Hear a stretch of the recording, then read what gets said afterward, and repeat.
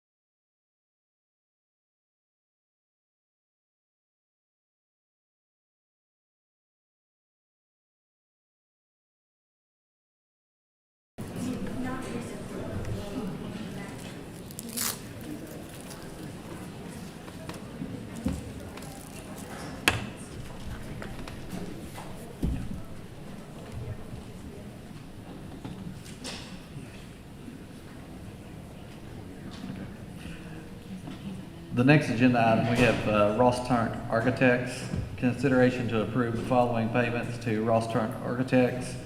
$8,514.30 for professional services related to project BG 23-130, and $8,539.30 for structural feasibility study for Saville Street Elementary.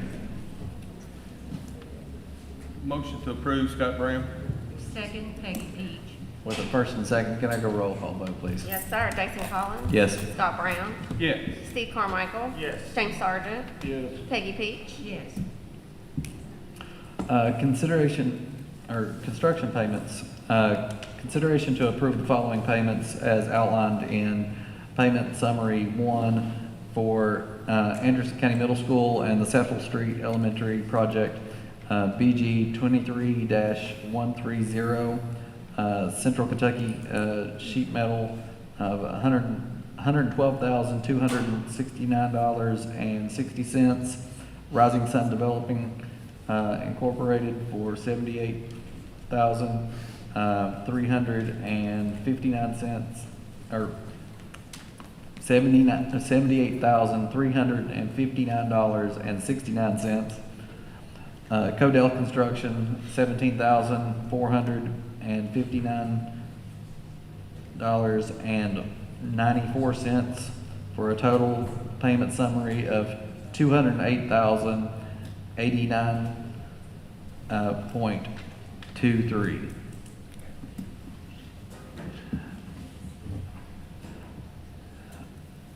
I make a motion to approve Peggy Peach. Second, Steve Carmichael. With the first and second, can I get a roll call vote, please? Yes, sir. Jason Collins? Yes. Scott Brown? Yes. Steve Carmichael? Yes. James Sargent? Yes. Peggy Peach? Yes. Declaration and emergency at Saville Street Elementary.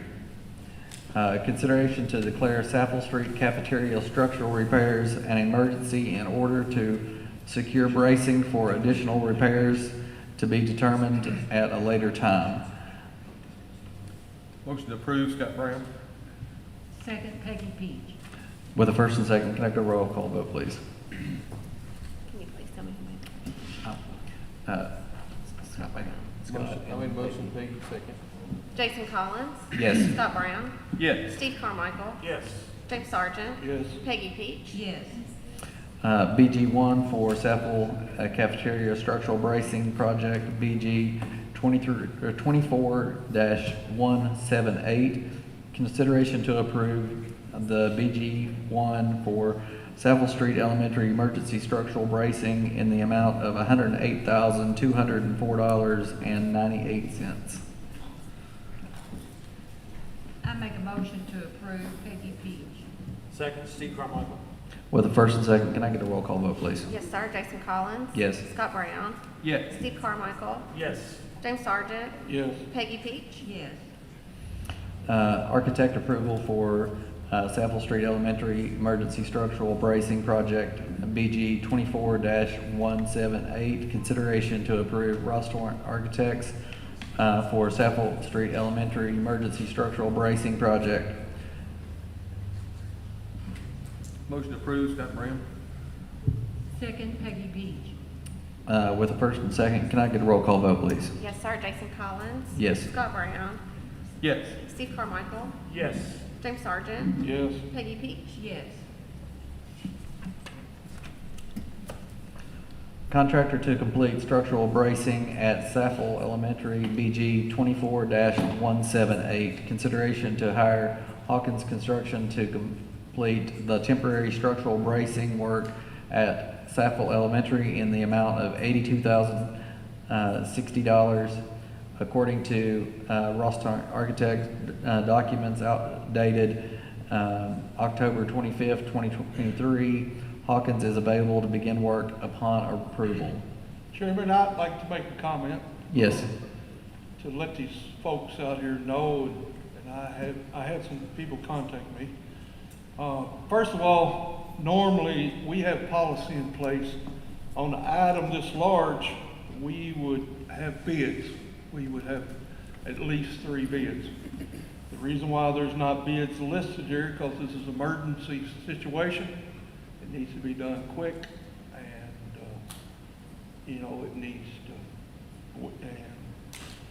it needs to, and this is about the quickest way we can get with a local person. We always try to use local people, but business is business, and we like to have competitive bids so we can make sure the tax dollars been spent well. So I just want the people to understand that. Hawkins is local and does a good job. I'll make a motion to approve, Scott Brown. Second, Peggy Peach. With the first and second, can I get a roll call vote, please? Yes, sir. Jason Collins. Yes. Scott Brown. Yes. Steve Carmichael. Yes. James Sargent. Yes. Peggy Peach. Yes. Consultant for special inspection for Saffel Street Elementary, BG 24-178. Consideration to hire Solid Ground for special inspections for structural bracing project not to exceed the fee of $6,000. I make a motion to approve Peggy Peach. Second, Steve Carmichael. With the first and second, can I get a roll call vote, please? Yes, sir. Jason Collins. Yes. Scott Brown. Yes. Steve Carmichael. Yes. James Sargent. Yes. Peggy Peach. Yes. Revised BG1 for project 23-130. Consideration to approve the revised BG1 for project BG 23-130, Anderson County Middle School and Saffel Street Elementary HVAC project. This will be a reduction of approximately $108,218.98. Motion to approve, Scott Brown. Second, Peggy Peach. With the first and second, can I get a roll call vote, please? Yes, sir. Jason Collins. Yes. Scott Brown. Yes. Steve Carmichael. Yes. James Sargent. Yes. Peggy Peach. Yes. District Facility Plan and KFICS Assessment. Recommend approval for Rosstorn Architects to provide guidance along with LPC to make recommendations for the District Facilities Plan and KFICS Assessment at a cost not to exceed $25,049. I'll make the first motion. Second, Scott Brown. With the first and second, can I get a roll call vote, please? Yes, sir. Jason Collins. Yes. Scott Brown. Yes. Steve Carmichael. Yes. James Sargent. Yes. Peggy Peach. Yes. Resolution declaring reimbursement of temporary advances. Consider approval of the following resolution. Resolution declaring the official intent of the Board of Education of Anderson County, Kentucky, and represent to reimbursement of temporary advances made for capital expenditures related to the project to be made from subsequent borrowing by the Anderson County School Finance Corporation.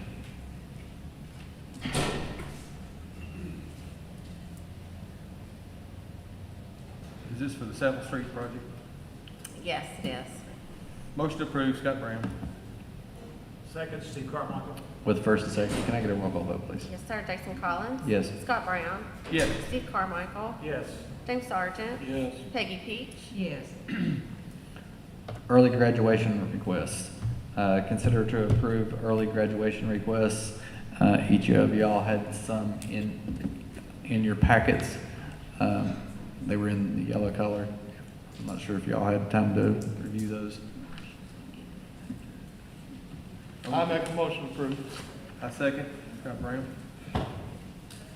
With the first and second, can I get a roll call vote, please? Jason Collins? Yes. Scott Brown? Yes. Steve Carmichael? Yes. James Sargent? Yes. Peggy Peach? Yes. Assessment update. Director of Curriculum Bobby Murphy to give the 2023 KSA assessment update. And where is the microphone? Here. All right, folks, I prepared a lot of slides tonight, but strap in, we're going to be quick. It is my job as the Director of Curriculum Instruction and Assessment, Bobby Murphy, to make sure I give the board, as well as our constituents in the community, a transparent look at our how we measure up, how we stack up, not just from year to year, but also compared to the state each year.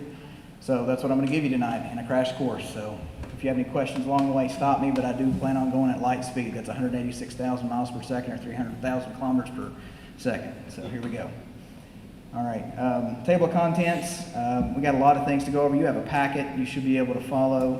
I believe Ms. Marsha Rogers did share that with you. There's a lot of stuff. We're going to go over an accountability system that's very complex, convoluted, and quite frankly, my vote would be that it needs to be revised in some ways, but again, a lot of work went into it, so I'm going to honor that work as we go through this. The state indicators in the accountability system, there are actually 6 of those. 4 of those are only subject to the elementary and the middle levels, whereas all 6 of them are subject to the high school level. Those indicators are as follows: state assessment and results in reading and mathematics, state assessment and results in science, social studies, and writing, quality of school climate and safety, English learner progress, post-secondary readiness, which is high school only, as well as graduation rate, which includes a 4- and 5-year cohort high school only rate. There are respective weights associated with those, so they're not equally weighted. And you can look at the table if you want to see those individual weights, or I'm happy to give it additional information on that if you'd like. There are overall designations based on an overall performance score that combines performance on the exclusive state indicators for elementary, middle, and high schools. The ratings will be reported, or are reported, using a color system to communicate performance of schools, with red being the lowest rating and blue being the highest rating. There are federal classifications in 2023, such as TSI, which means Targeted Support and Improvement, and the next identification of Comprehensive Support and Improvement, as well as CSI, and schools that no longer meet identification criteria of demonstrated progress will exit federal classification status in 2023. Basically, none of our schools have any federal classification status. That is a good thing. All right, we don't want TSI or CSI schools, and if we have those, we work hard to get out of that status as soon as possible. Some of the data is suppressed. There are various reasons that data can be suppressed. Some of it, really it all boils down to just confidentiality of individualized student data. So if performance level counts are less than 3, while there's no FERPA issues with that, but an NAPD level has no students, all the performance levels can be suppressed for that grade level and subject. And also an NAPD count, novice, apprentice, proficient, distinguished. Less than 10, there's no FERPA issues, but there are fewer than 10 students in the population, tested population that is, that they can also be suppressed. All right, moving on, I'm going to give you the quick version. Emma B. Ward is what I'm going to give you a profile of first, and that school had an overall performance color rating of green, and that is a good thing. They have moved up from a yellow color to a green color with an overall score of 75.3. There's different indicator details that go into that color. They had a medium status level for state accountability results in reading and mathematics.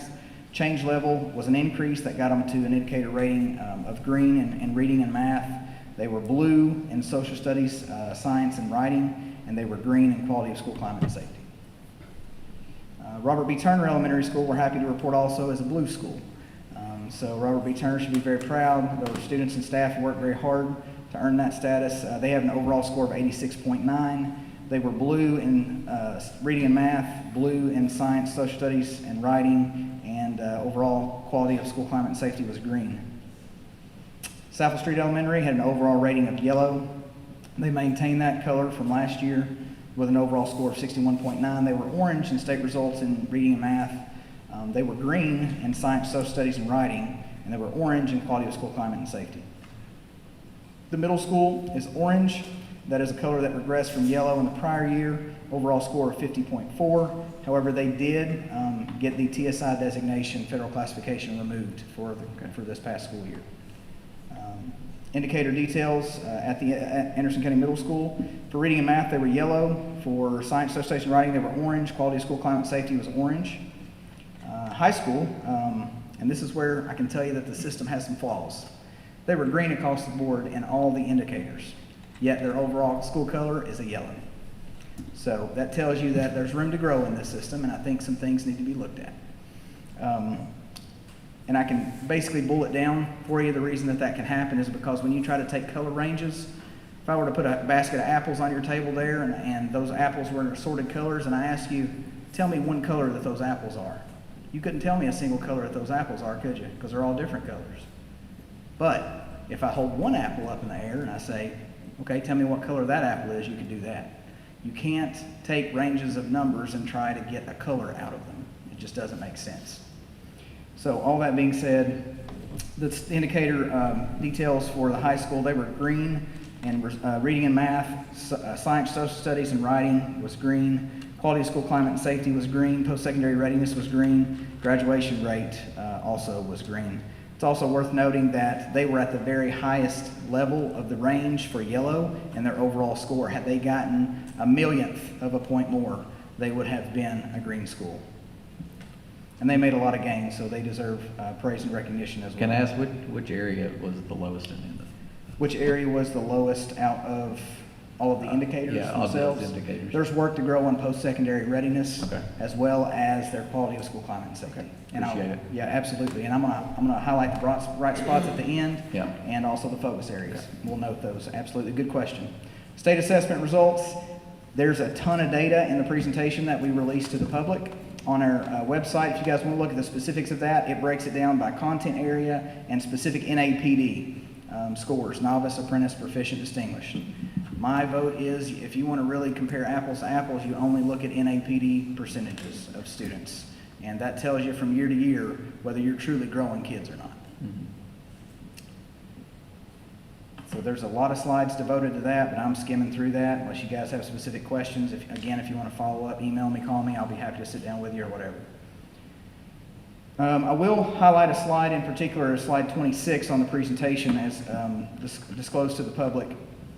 We outperformed the state in 11 out of 15 tested areas, some of which that are notable.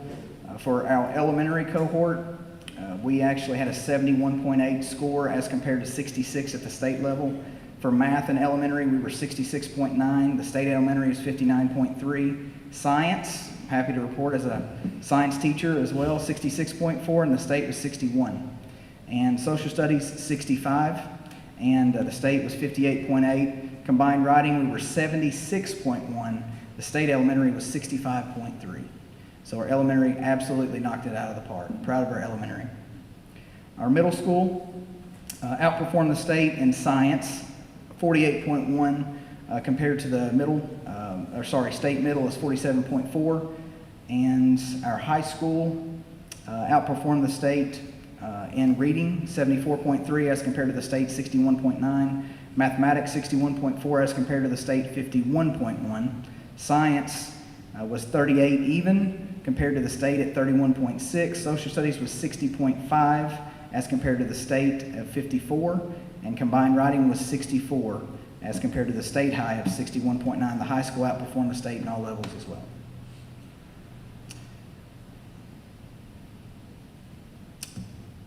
QSCS, Quality of School Climate and Safety, that is, at Anderson County Schools. Our elementary climate index was higher than the state, from 80.3 compared to 79.5. Safety index was 74.6 as compared to 74. And the indicator score, which is kind of a combined of those climate and safety indices, was 78.5. Our middle school was 66.8. And the state's middle for climate index was 68.8. Safety index was 59.2 as compared to the safety index at the state, 62.3. And our high school climate index was 62.5 as compared to the state, 64.3. Safety index of the high school is 56.1 as compared to the state high school, 59.1. Quality of School Climate and Safety at M&B Ward, indicator score overall was 77.0. 77.0. Robert B. Turner was 84.1. South Street Elementary was 73.3. Anderson County Middle was 61.7. Anderson County High is 59.7. And here's one you want to make note of. Post-secondary readiness rate. Last year, when I say last year, 2 school years ago, I should say, 2 accountable school years ago, the high school was at 73.5. They increased that to 76.8 this past year, but we were still underperforming the state. They were 79.1, so we have a lot of plans in place to track our work-based learning experiences so that we can maximize potential for career readiness, which is one of the post-secondary readiness, types of readiness. You can either be career or academic, and we do believe the high school is going to move in the right direction for that, and our goal is to top the state next year. Graduation rate trend. We had a graduation rate, 4-year adjusted cohort at Anderson County High School of 92.6 in 2022. We were at 92.4 this past 2023 spring, and that compares to the state at 91.4. So we're about a full point ahead of the state in terms of graduation rate. In the past, Anderson County has done much better with graduation rates, pre-COVID specifically. So we're working back up. There was the low was 2021 school year at 91.7. So our goal is to continue increasing that trend. Our average ACT score, we're proud to report, from the 21-22 school year to the 22-23 school year, our average composite score increased a full point to 19.5 average, which is pretty darn impressive, almost right at that 20 mark. If you want to round up, you could say we were 20, but we don't want to do that. We want to make sure that we do get ahead of that 20 mark on there. And that's looking at sophomores taking it through That's right. seniors taking it. So. That's right. Yep. And we did have a senior retake and so on as well, but I think as to this particular average score, it's only junior cohort only. Okay. And I'll say that the state only increased 1/10 of a point on their composite average over the course of 2 years. We increased a full point. And bright spots from 22-23. Again, we outperformed the state 11 out of 15 tested areas by school level.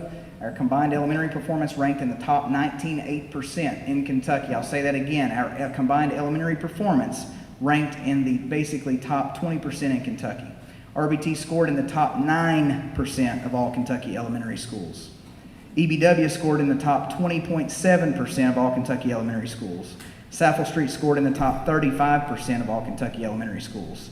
ACMS scored in the top 52.5% of all Kentucky middle schools. ACHS scored in the top 30.7% of all Kentucky high schools. RBT did achieve the overall performance rating of blue. M&B is our green school as well. And we did have green indicator ratings in reading and math, both at ABW and ACHS. We had blue indicator ratings in reading and math at RBT.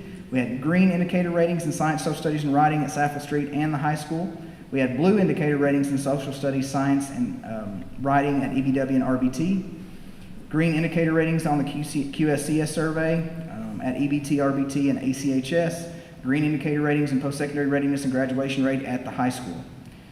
Another good news, again I'll say it, ACMS no longer has its TSI federal identification. No schools in ACS are classified as CSI, TSI, or ATSI. I know that's a lot of acronyms. ACMS is 0.6 points in overall score away from a yellow rating. Again, in their overall score, if they had scored 0.6 of a point higher, they would have been a yellow school. ACHS is a 1/10 of a point, again, in overall score from a green rating. Average ACT increased 1 full point, 18.5 to 19.5. We outperformed the state by 0.8 points. ACHS was also recognized by U.S. News and World Report, ranked number 1 in the Frankfurt metro area high schools, ranked number 35 in Kentucky high schools based on their performance on state-required tests, graduation, and how well they prepare students for college. Focus areas. These are areas of growth. We need to maximize proficiency in each content area, increase the number of proficient distinguished, decrease the number of novice and apprentice, improve our middle school assessment results in multiple content areas, such as specifically reading, math, social studies, and combined writing. We also need to improve Saffel Street Elementary's assessment result in reading and mathematics. We also need to improve our QSCS survey outcomes at Saffel Street, ACMS, and ACHS. And I know our administration at each of those schools are digging in and identifying areas of growth so that they can target for improvement in their individual schools. We're also all about closing achievement gaps, making sure that we have opportunities for all students to succeed, and we want to make sure we increase the performance of those lower performing subgroups across all schools. Focus on enhancing opportunities for all students to actively engage in authentic learning experiences across all content areas, make learning relevant, make it applicable, make it as real world as we possibly can for them, because they've got a challenging world ahead of them. Focus on improving high school post-secondary readiness as well. And we also have a link to our Kentucky School Report Card in our presentation. Feel free to contact Anderson County Schools. We'll be happy to help anybody in our community help understand this, because it is a very complex model, and bring a lunch because it takes a while. While we're on the subject, I would like to ask each board member, Superintendent Mitchell, since Turner was the blue, that's a very great accomplishment. There's a lot of schools across the state that wasn't in the blue. And what I'm asking you all as board members and Ms. Mitchell is for us to think up of something and present it on behalf of the board to Turner. I don't know what would be good, but, put your thinking caps on and let's show them we appreciate it. Okay. Mr. Sargent, I appreciate that. Thank you so much. And we will definitely be looking at some things and working with Mr. Alexander. He's already got some good ideas and shared those with us. And so we'll definitely make sure that that takes place. Any further questions, Steve? No question. Thank you all. Thank you, Mr. Murphy.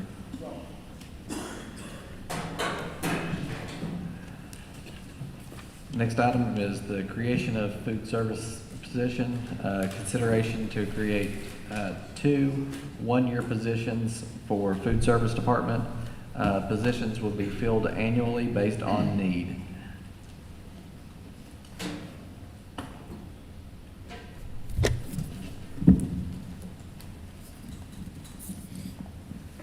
Thank you.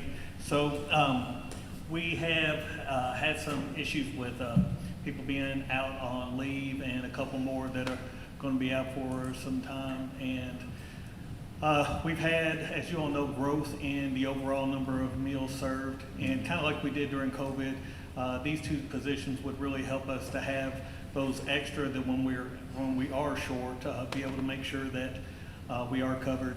I don't know if you all received it in your packet. I was going to show you all up there. Our meals per labor hour, we have 2 of the schools over 17, which is, the ideal is 14 to 17. We have 2 schools that are over the 17, and we have 1 that's at 16, and then 1 ECC, which is at 12 or 13, which is typically the case since they do serve, and they're dealing with small children, they serve each one. So these 2 positions would help us to make sure that we had the manpower, whether we have people out on leave for whatever issues, that we can continue to make sure we're serving the best possible quality meals for kids. So these can be floating positions. Floating district-wide positions. I make a motion to approve Peggy Peach. A second, Steve Carmichael.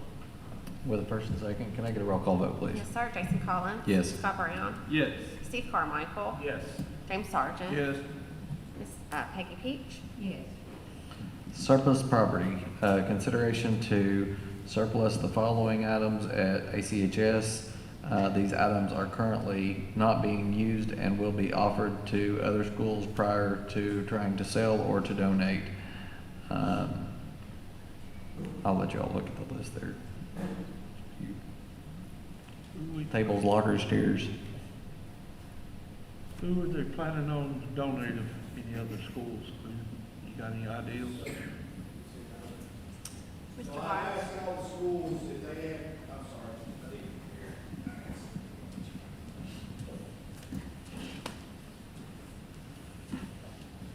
I've asked all the schools and sent it out to all the principals to see if they have any needs for any of the stuff that we have on the list. Some of those are really small chairs. I don't need to be sitting in any of those, as I can tell by tonight.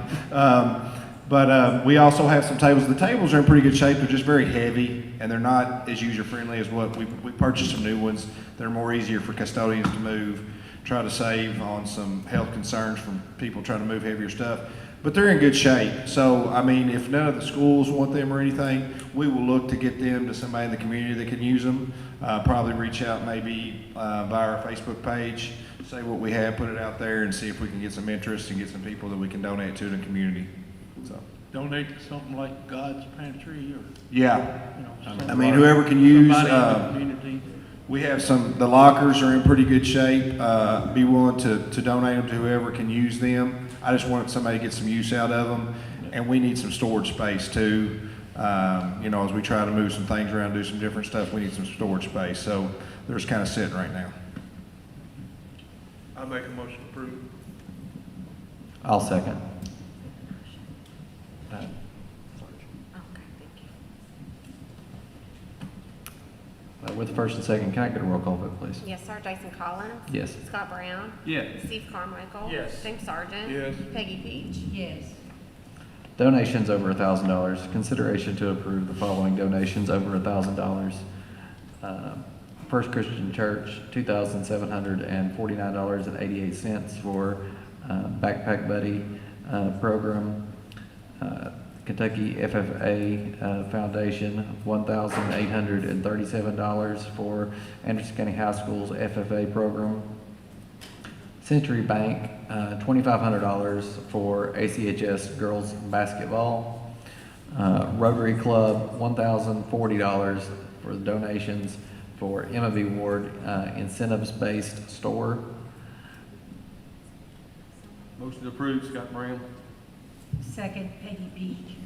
With the first and second, can I get a roll call vote, please? Yes, sir. Jason Collins? Yes. Scott Brown? Yes. Steve Carmichael? Yes. James Sargent? Yes. Peggy Peach? Yes.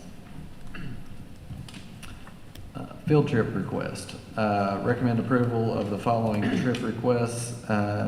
ACHS cheer team. Now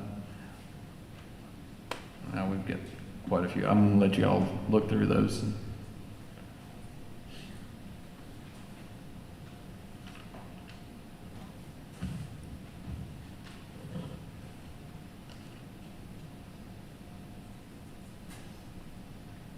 And if there's any questions, let us know.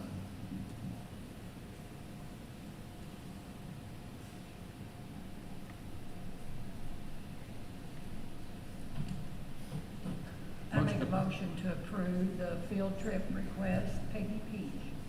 Scott Brown, second. With first and second, can I get a roll call vote, please? Yes, sir. Jason Collins? Yes. Scott Brown? Yes. Steve Carmichael? Yes. James Sargent? Yes. Peggy Peach? Yes. Fundraiser approvals for 2023, 2024. Consideration to approve the following fundraisers for 2023, 2024 school year. Saville Street Elementary proceeds will be used to purchase academic program materials, assist with field trips, scholarships, family improvement night. Yearbook sales, April 2023, picture sales, Art to Remember for April 2024, for Robert B. Turner, community donation drive, Emma V. Ward, Holiday Land. I believe that's the end of those. With that, I will make a motion. Thank you, sir. Second, Steve Carmichael. With the first and second, can I get a roll call vote, please? Yes, sir. Jason Collins? Yes. Scott Brown, Yes. Steve Carmichael, Yes. James Sargent, Yes. Peggy Peach, yes, JAG grant, consideration to implement JAG program through a JAG grant for students. This will include, but not be limited to, real-world job learning and leadership skills opportunity to help improve post-secondary and transition readiness. I believe you guys already have in your packet some information with regards to jobs for American Graduates Kentucky. Ms. Mitchell had asked that I investigate the JAG grant, if you will. I started that to see other school districts around us that participated in that. And then I set up an actual PowerPoint for which you have some slides on that particular PowerPoint to see a little bit more about how it could potentially help our high school students with college and career readiness. I touched base with some of my former colleagues at Frankfort Independent School District and spoke with them. They have that program there, and was able to meet with Mr. Latham, who is their teacher there, and just began to have some conversations about real practices and about how he went about helping students in that high school. And that's kind of where I began that process of investigating upon Ms. Mitchell's request. If you'll go to the PowerPoint that you have there, I want to note a few things with regards to this. The most important piece that what I'm going to say to you is that this is a tried and true program that is successful for students in post-secondary readiness, and it comes at almost no cost to the Anderson County Board of Education should you choose to participate in the program. I'll get to that in just a moment, but I needed to jump right out in front with the important facts first. It's highly successful, great data to support success, and very little cost to Anderson County schools with regards to the teacher that is provided in that. As far as who we are, what I wanted to touch base on that is serving students who experience significant life challenges and or trauma, multiple challenges to graduation and entering the workforce. There's no time greater with challenges. Anything that we can do to support our students to be successful in moving into being productive for our community is totally what we're after. Mr. Murphy alluded to specifics with regards to readiness at our high school, and this program could fit right in to doing that. They participate in employer engagement, and they interact with JAG students in the classroom and on the job. The teacher is a teacher that would be assigned to Anderson County High School full-time. And that, again, the majority of that salary would be paid for out of the JAG grant, and that would not be a part of Anderson County Board's funding. Students learn real-world competencies that employers expect. Project-based learning, education specialists deliver instruction throughout the projects. Everything that leads to and comes from JAG is positive. That's what I found in my investigation. Specifics that students engage in, they serve the specialist, the teacher. If we would choose to do this program, it's 45 to 65 students per program. Each student has one class period for 36 weeks for a total of 130 classroom hours, and that is a potential that they could serve in that actual classroom for 4 years. So similar to what Cadet Corps is and some of our other programs, this is a program that builds and has the opportunities for students to stay connected with that particular teacher throughout the graduation of that program. Just a few other notes that I'd like to go to on the back. It's like this, multi-year competencies that are listed there. All of those competencies and personal skills, leadership, staff development, job attainment, job survival, workplace skills, supplemental competencies, all of this curriculum is provided by JAG. So this is not anything that we would create, if you will. It's already created and is being successful in a large number of school districts across the state already. The following sheet that's there beyond that, programs, you'll notice Adair County, Barron County, Bell County, Bourbon County, on and on, that you'll notice there on that list. There are a lot of school districts near us. There are a lot of school districts that you see on there that are high-flying with regards to performance. Those are all participating in the JAG Kentucky at this time. And then the last sheet that I want to bring to your attention, what I referenced earlier, Jack Kentucky program grants. Should we participate in this and choose to do so, $40,000 is awarded for a certified specialist. That is the salary. What the Board of Education, Anderson County Board of Education, would be obligated to do would be to pick up anything above that on the salary scale. So an example, if a teacher came in and participated in this program at 10 years and it fell above that $40,000, that's what the obligation would be to the board. So it is a minimum $40,000 for a certified teacher to participate in this particular program. We would be obligated to pay above that for up to the salary schedule for where that particular teacher that's hired to do the job, okay? So I just wanted to make you aware of that. And that's when I called the young man in Frankfurt to talk specifically about the program and how that worked. His day is fully designed on mentoring students for career readiness. And he has all ranges. Some have been with him for 1 year, some have been with him for 4 years. In my investigation, I found no negative to speak of with regards to the program. It is to be a benefit to our students and our community should we choose to participate in the program, and that's what I'm here to ask the governor this evening. Can I answer any questions with regards to the program itself?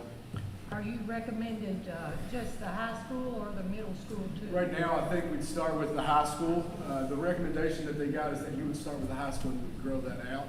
They do have middle school recommendations and also alternative school recommendations, but the initial phase would be to phase in should they choose to, should we choose to participate in that. They're growing out. When I asked about, what's the long-term possibilities that this would be a 2-year fizzle-out kind of thing, I did not get any indication from them that this would fizzle out at any point in time. The program has been around for quite a while, and they're looking to expand this particular program. Luckily, they reached out to us, and hopefully it's something we can take advantage of. Sounds like a good program, good way to help students. I make a motion to approve, Scott Brown. Second. Oh, go ahead. Second, Peggy. With the first and second, can I get a roll call vote, please? Yes, sir. Jason Collins. Yes. Scott Brown. Yes. Steve Carmichael. Yes. James Sargent. Yes. Peggy Peach. Yes. Safety update. Ronnie Fields, Director of Operations, will provide the first safety update for 2023-2024 school year. All right, so we're going to go over about 4 things that have been worked on since our last safety update. First of all, the new AEDs have arrived. The 3 new machines, those took several months for those to get in, but they have been, they arrived in October and they've been deployed. We have a second one that'll be at the ACHS athletic facility. The one already assigned to the athletic facility is pretty much manned by the sports trainer, and so if he's off campus, that machine would be off campus. So now we have one on campus. We have one at the middle school athletic facility, and then we have a backup that we could use as a backup or for field trips. Mr. Kearns continues to work with coaches to make sure the cardiac response plan is ready to implement, and we had a situation where that had to be not used, but at least started the process, and the coaches and everyone did a really good job. The school nurses continue to check the AEDs monthly, and we have extra pediatric and adult pads on hand. So the new law that was requiring the AEDs and the training by the coaches and all that have been carried out and have proven to be effective and in compliance. Are both the pediatric and the adult both in the package when you open it up there? Yes, they have both. Okay. And so, and the dates on those going out of date are a little bit different, so we have plenty. Right. The health department helped make sure that we have plenty that will be good through 2024. Okay. And so whenever a school nurse says, we've got one that's getting ready to go out, I'm able to take one right to her. Narcan training on election day. Amber Perrott at the Anderson County EMS conducted a class for our Anderson County School administrators on opiate overdoses and Narcan use. All the schools were represented. So we all went through the process of how you would administer Narcan, and all principals have those available now in their offices as well as the SROs and the school nurses. And Mr. Hobley worked to procure Narcan for the district, so we've got that. We did simunition room clearing training with our SROs at the board office on election day. I had the honor of being the bad guy and getting shot at several times, but I can tell you that the SROs, they reviewed tactical room and hall clearing techniques, and they used simunition to have live fire exercises against an assailant, and they had to choose correctly whether or not to fire, and they did that 100% accurately. I can't say enough about our SROs and the training that they've been through at the state level with SRO 3. It's a tough course, and it would be probably tough for anybody, and they are absolutely, they came through that course with flying colors, and I would have to give them a 100%. If I were grading it, it would be a 100%. I was very proud of the job they did. And we're updating emergency management plans. We're working on simplifying the emergency management plans. Right now, it's in 2 different kinds of documents, and we are simplifying it to get down to exactly what's required with the state law. They have, the current plans have things like if an aircraft crashes into a school building. I don't think we need to have 3 or 4 pages on that. That's going to be 911, and they're going to roll in. So we're simplifying it so that it's a document that can be a little bit more useful, that can be accessed quickly, especially with telephone numbers for different people. After the situation we had in Saffel, I think looking at that debrief, we're trying to get it down to something that's a little bit more manageable instead of thumbing through a lot of pages that really aren't probably necessary. So that's the update. Thank you very much.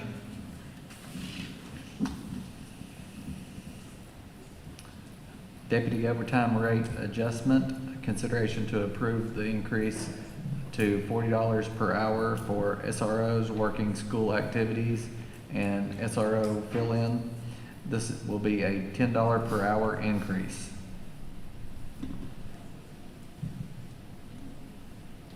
I make a motion to approve the overtime. Peggy Peach. Second, Scott Graham. With first and second, can I get a roll call vote, please? Yes, sir. Jason Collins. Yes. Scott Brown. Yes. Steve Carmichael. Yes. James Sargent. Yes. Peggy Peach. Yes. Classified salary schedule adjustment. Consideration to approve change in the classified salary schedule for substitute bus drivers and a stipend for extra duty performed to curriculum instruction administration assistant position. So the request is, there's 2 requests. One is for the the bus driver sub pay, and it is to increase that and provide a years of experience opportunity for those sub drivers in order to help them have additional pay, because we appreciate them and we greatly need additional bus drivers. So Mr. White has done a really great job of doing a little bit of analysis to provide us with what I think is a really good option to get us started to looking at that differentiated pay, which would be 0 to 4 years experience for $15.82 per hour, 5 to 9 years experience, $16.95 per hour, and 10 to 17 years of experience with 17.48 hours. 17.48 per hour, and 18 plus at 18.33 per hour. So that's the first request. The second request is to add a stipend. We had a resignation in one of our classified staff positions, and we did not fill that position. And someone in the office is currently absorbing those job duties. So what we'd like to do is provide a stipend until we can look at the salary schedule for complete revision at the end of the school year, when we typically do that in May. So that's those are the 2 requests ahead of you tonight. Any questions that I can answer in regards to that? I can tell you that I think the years of service for the sub drivers is definitely beneficial. That'll definitely keep some of the we've got some that drive part-time that have been here for many years or have been back and forth from here for many years, and I think that'll probably keep them, and that's always a good thing, trying to keep bus drivers. As far as the other, I want to go ahead and make the motion for both to get the stipend. That way we can go ahead and get those duties taken care of. I second it. With the first and second, can I get a roll call vote, please? Yes, sir. Jason Collins. Yes. Scott Brown. Yes. Steve Carmichael. Yes. James Sargent. Yes. Peggy Peach. Yes. And before we go to the last item here, we have a board member that would like to make a statement. There just wasn't a place in the agenda for this, but I wanted to compliment Ms. Rose and the staff at the middle school for the Purple Star designation on Friday. She and Becky Johnson did a great job of putting that program together, and I was really impressed with their kids. The young people there did a great job transitioning from outside. I don't know who coordinates the Veterans Day parade, but that's a great idea. I know we've been doing that for several years as a veteran. I appreciated that, but the kids were great in transitioning outside and back inside and listening. They were polite, courteous, and respectful. The staff and our parents should be very proud of them. And James Tipton came and supported us there. We're very fortunate to have Mr. Tipton and Ms. Southworth supporting our school system, so we're blessed as a community. But I just wanted to throw that out before we left. Okay, thank you very much.